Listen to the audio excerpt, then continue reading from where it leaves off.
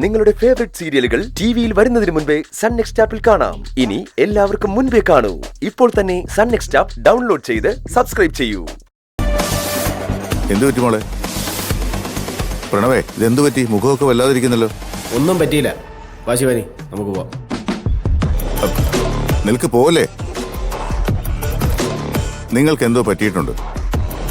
അല്ല പ്രണവേ, പ്രണവിന്റെ കാർ എവിടെ? കാര്യം എന്താണെന്ന് വെച്ചാ പറ. എന്തായാലും നിങ്ങളൊരു ഈവനിങ് വാക്കിന് ഇറങ്ങിയതല്ലാന്ന് ലക്ഷണം കണ്ടാ അറിയാം. ഞാനുമായിട്ടുള്ള പഴയ പ്രശ്നങ്ങളൊക്കെ മാറ്റി വെച്ചേക്ക്. ഒരു വഴിപോക്കൻ ചോദിക്കുന്നു എന്ന് കരുതിയാൽ മതി. എന്താ പ്രണവേ, എന്തെങ്കിലും പ്രശ്നം പറ്റിയോ നിങ്ങൾക്ക്? ഞങ്ങളെ ഈശ്വരമംഗലത്ത് നിന്ന് എല്ലാവരും ചേർന്ന് ഇറക്കി വിട്ടു. ഇറക്കി വിട്ടുന്നോ? അതെങ്ങനെ? എന്താ ഈ പറയുന്നത്? അതിനും വേണ്ടി എന്താ അവിടെ ഉണ്ടായത്? എന്നെ പ്രണവിനെയും തമ്മിൽ തെറ്റിക്കണം, എന്നിട്ട് എന്നെ മാത്രം ആ വീട്ടിൽ നിന്ന് ഇറക്കി വിടണം.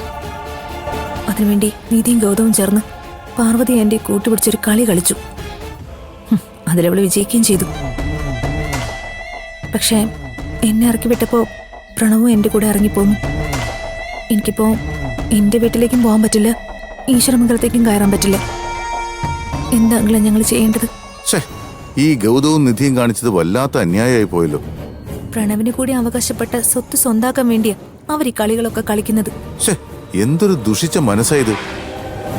ബിസിനസ്സിൽ ജയിക്കുന്നതിനും പണത്തിനും വേണ്ടി എന്നോട് ഗൗതം പലതും കാണിക്കാറുണ്ട്.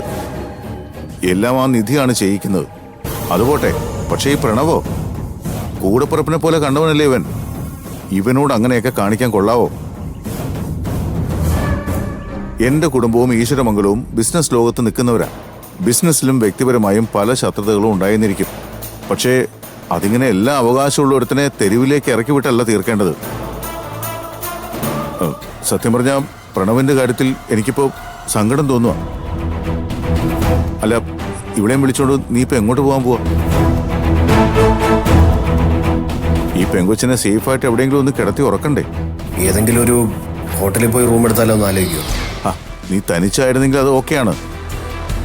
അതല്ല, നിങ്ങളൊരു ട്രിപ്പ് പോയപ്പോൾ റൂം എടുത്ത് താമസിച്ചാൽ അത് നല്ല കാര്യം. പക്ഷേ പോകാനൊരു ഇടമില്ലാതെ തല ചായ്ക്കാൻ വേണ്ടി മാത്രം ഒരു ഹോട്ടലിൽ ചെന്ന് മുറിയെടുക്കാന്ന് പറഞ്ഞാൽ അത് നല്ലതാണെന്ന് നിനക്ക് തോന്നുന്നുണ്ടോ?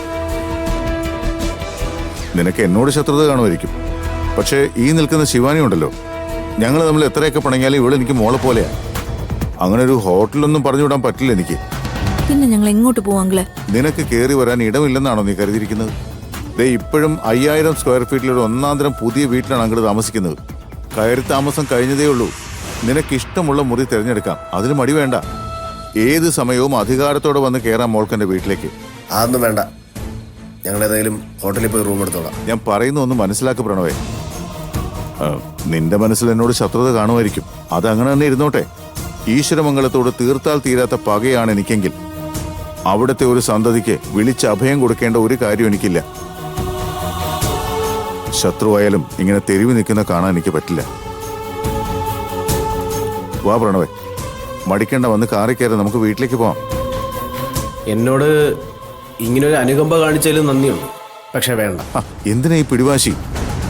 നിങ്ങൾ തൽക്കാലം വീട്ടിലേക്ക് വാ. അവിടെ നിന്നുകൊണ്ടൊരു വാടക വീട് തരപ്പെടുത്താലോ. എന്നിട്ട് മാറിക്കോ. എന്തായാലും ഹോട്ടൽ മുറിയിലേക്കൊന്നും നിങ്ങളെ ഞാൻ വിടില്ല. വാ പ്രണവേ, ഇന്ന് നമുക്ക് അങ്കിളിന്റെ വീട്ടിലേക്ക് പോവാം. വാശി വിട്ടേക്ക് പ്രണവേ, ശിവാനി പറയുന്ന കേക്ക്. വാ പ്രണവേ, പ്ലീസ്.